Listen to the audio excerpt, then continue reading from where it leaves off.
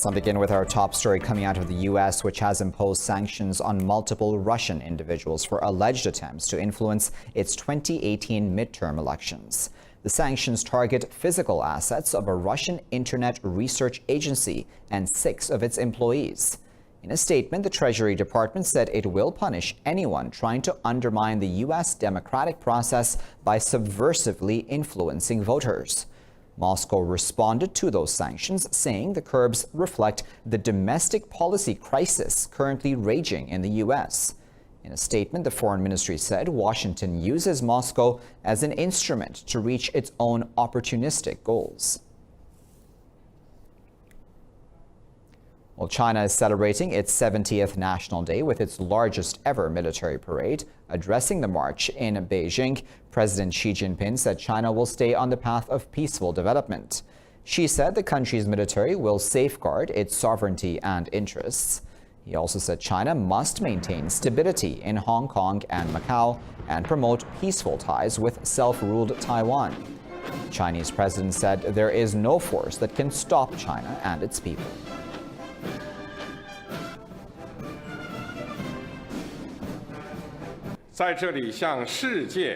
Today, a socialist China stands proudly in the East. There is no power that can shake our great motherland's position. There is no power that can stop the progress of the People's Republic of China and the people of China. Well, 15,000 troops along with the latest tanks, missiles and drones were paraded down the Avenue of Eternal Peace in Beijing. Well, now today, the Indian Supreme Court is hearing petitions challenging the annexation of occupied Kashmir by the revocation of Article 370. The 5-judge bench is also taking up petitions against New Delhi's clampdown, communications blackout, and lack of basic facilities in the valley.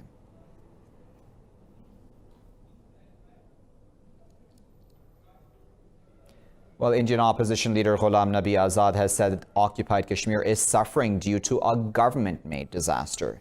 In a press conference in New Delhi, Azad said most of the guest houses in the valley have been turned into political prisons. Rejecting the Indian government's claims of normalcy, Azad said there is an atmosphere of fear in the valley. Speaking about his visit to the valley, he said authorities recorded all his meetings with locals. He said locals, especially the daily wagers, have no food to survive on, and they are on the verge of starvation.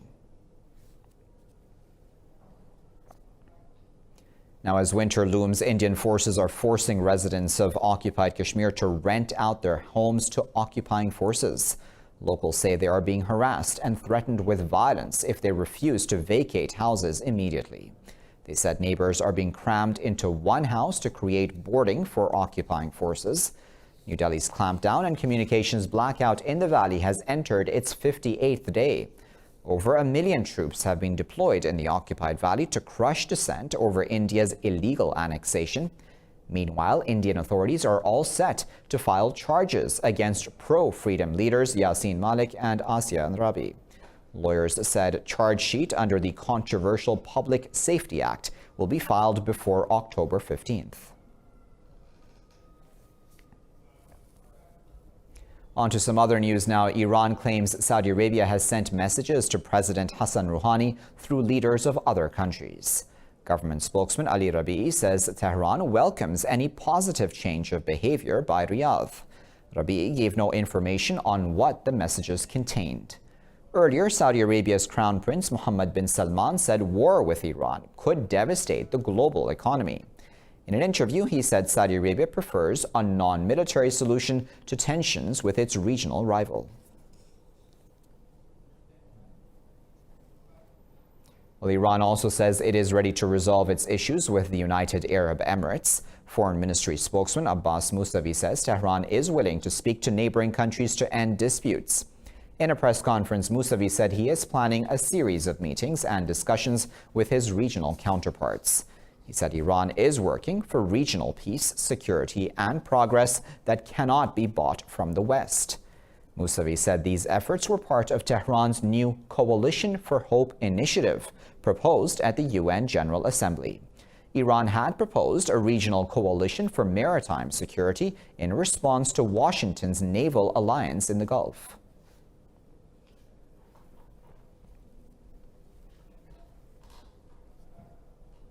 Afghanistan has called on the Taliban to engage in peace talks or face defeat at the hands of the government.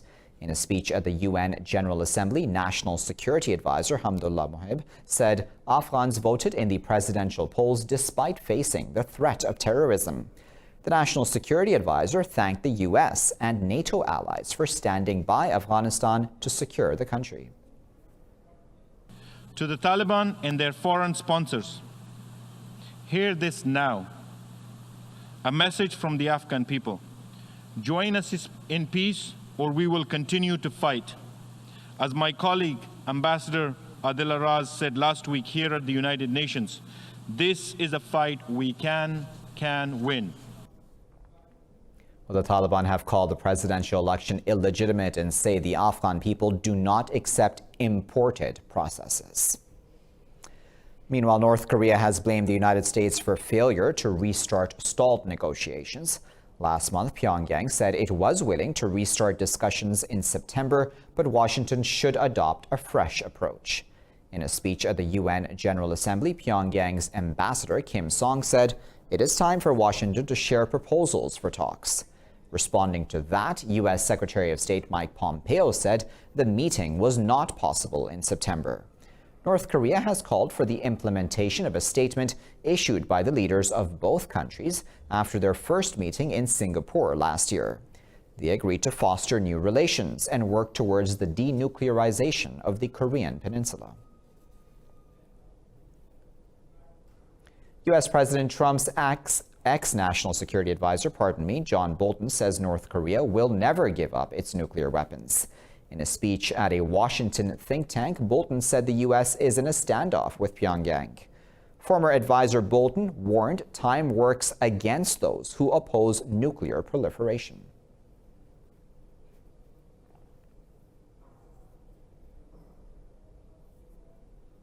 I think the strategic decision that Kim Jong-un is operating through is that he will do whatever he can to keep a deliverable nuclear weapons capability and to develop and enhance it further. He may try to get relief from international sanctions. He may make some concessions, but under current circumstances, he will never give up the nuclear weapons voluntarily. Well, Bolton is a hardliner towards North Korea and Iran. He was fired by Trump 3 weeks ago. Now, while sacking him, Trump had said he disagreed strongly with many of Bolton's suggestions. Let's move on now to the Indonesian capital, Jakarta. More demonstrations are scheduled today after clashes that claimed the life of a student, injuring 300 others last week. Yesterday, students took to the streets of Jakarta to oppose a new law limiting the powers of the state anti-corruption agency. On Monday, authorities blocked streets to the parliament in Jakarta, where 560 members were present. Indonesia's President Joko Widodo has so far refrained from commenting on the situation, but is facing criticism from lawmakers. The Republic of Ireland has dismissed Britain's proposal to set up customs clearance centres on both sides of the Irish border after Brexit. Foreign Minister Simon Coveney dismissed the idea as a non-starter. Referring to proposals submitted by London during recent EU discussions, Coveney said Ireland deserves better. The Irish national broadcaster said the proposals included posts on either side of the dividing line. The Irish government says it had yet to see any credible alternatives to the backstop.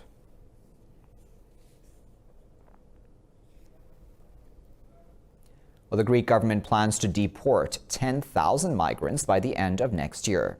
It announced that decision after a deadly fire and clashes at a refugee camp on the island of Lesbos. A woman died on Sunday after a fire broke out in the Moria camp on Lesbos.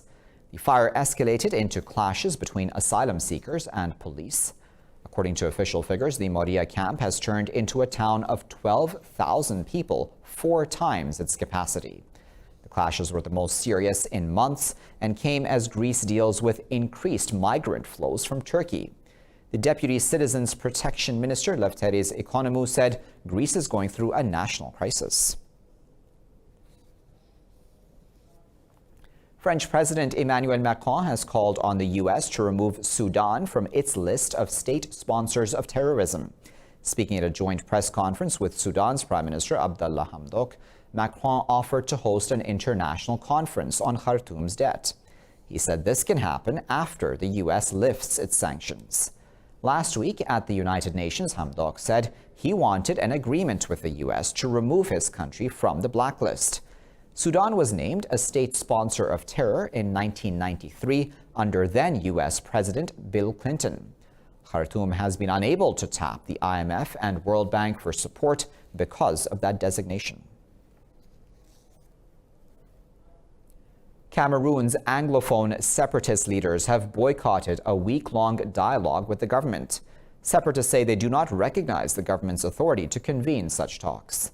The government initiated the dialogue to stop violence after a 2017 crackdown on English-speaking protesters.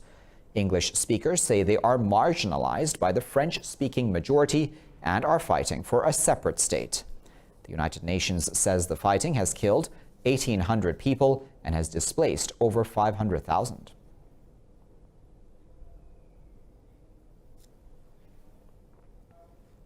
And coming up next in this news bulletin,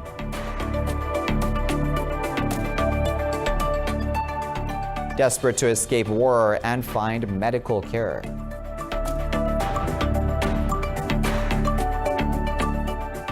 And medics available where hospitals don't exist.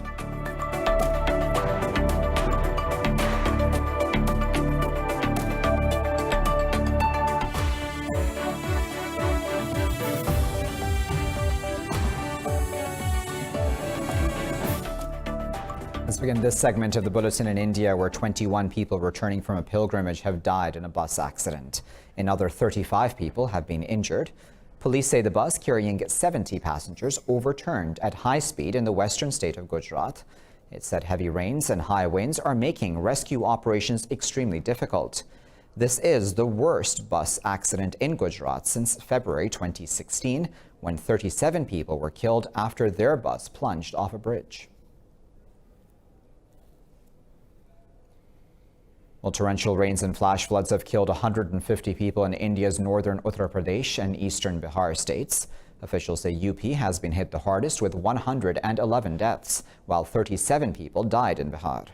They say the river Ganges was above the danger level in Uttar Pradesh's Ghazipur and Balia districts. The Uttar Pradesh Relief Commissioner says a flood warning has been issued in 28 districts. Meanwhile, authorities say the Patna, Bhagalpur and Kaimur districts of Bihar are the worst affected. The Disaster Management Authority says 15 of Bihar's districts have been put on alert because more rains have been predicted. Elsewhere, the U.S. military says it has killed 10 militants and destroyed a vehicle in Somalia. The announcement came after militants attacked a base where U.S. Special Forces train Somali commandos. The U.S. military's Africa Command says it conducted 2 airstrikes and used small arms against militants. The Al-Shabaab group claimed responsibility for the attack on the military base near Mogadishu.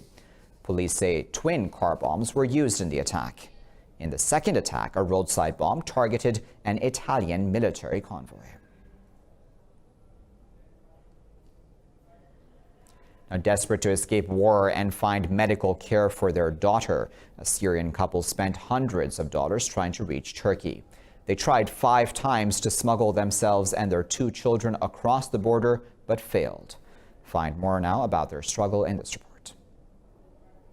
With 2 small bags in a tow, a family of 4 aims to cross the nearby Turkish border illegally. Each time, Jaber Caravan and his wife trek for hours through rocky terrain towards the border. They are intercepted by Turkish patrols. Sitting cross-legged on a carpet surrounded by his family, Caravan dreams of proper treatment for his daughter, suffers from an eye condition. I tried to cross Turkey so my little girl can undergo eye surgery as she is suffering from a problem, as well as I wanted to secure a job in order for me to support my family. Hiding her expressions by a full-face veil, Caravan's wife Vala said they'll try to escape till the last breath. I hope that someone would help us to safely enter so we won't suffer. Those children are suffering more than us. They are enduring the cold and everything. We are risking our lives to enter Turkey, but in vain. Originally from southern Idlib, more than 400,000 people are driven from their homes by months of fierce bombardment. Over 1,000 people have been killed since fighting started in April. Well, Iraq has reopened a key border crossing with Syria for the first time since ISIS captured that area in 2014. The crossing is a major trading route across the Middle East. It is the only crossing between the two countries controlled by Syrian forces on one side and Iraqi authorities on the other. Another crossing was destroyed in fighting, while the rest are controlled by Kurdish forces.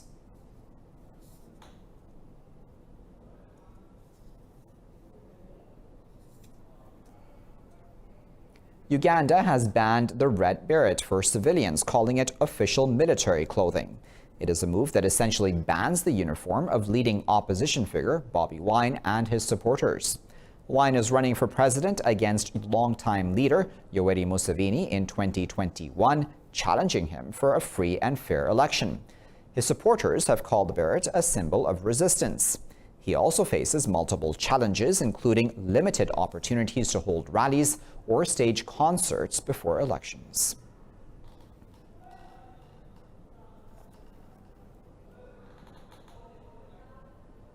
In war-struck Kenya, safari doctors offer the only respite for people seeking healthcare facilities.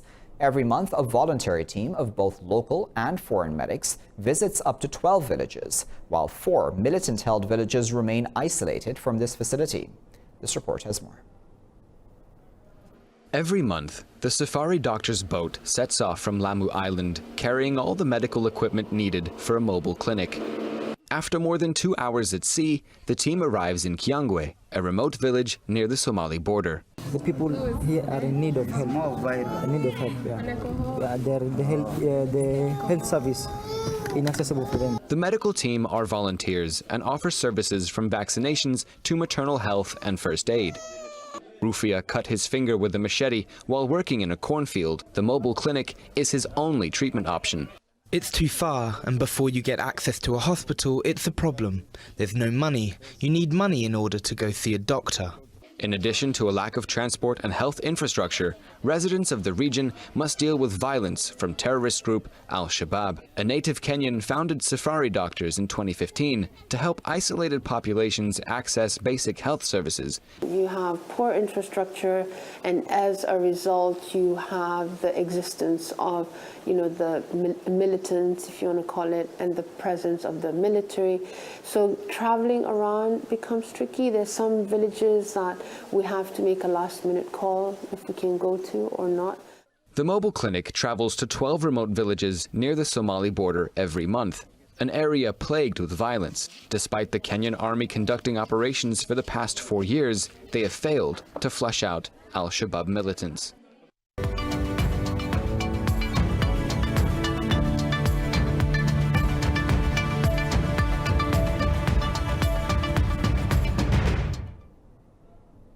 Asian stock markets have edged higher after Wall Street completed a volatile quarter on a positive note. Japan's Nikkei 225 rose as shares of index heavyweight SoftBank Group jumped over 2%. Elsewhere, South Korea's Kospi also traded higher following a hike in the shares of LG Chem. With Australia's central bank set to announce its rate decision, ASX 200 traded higher.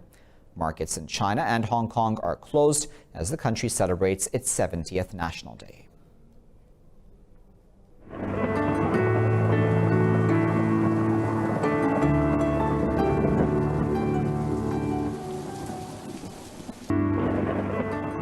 Time now to find out what the weather is like around the world.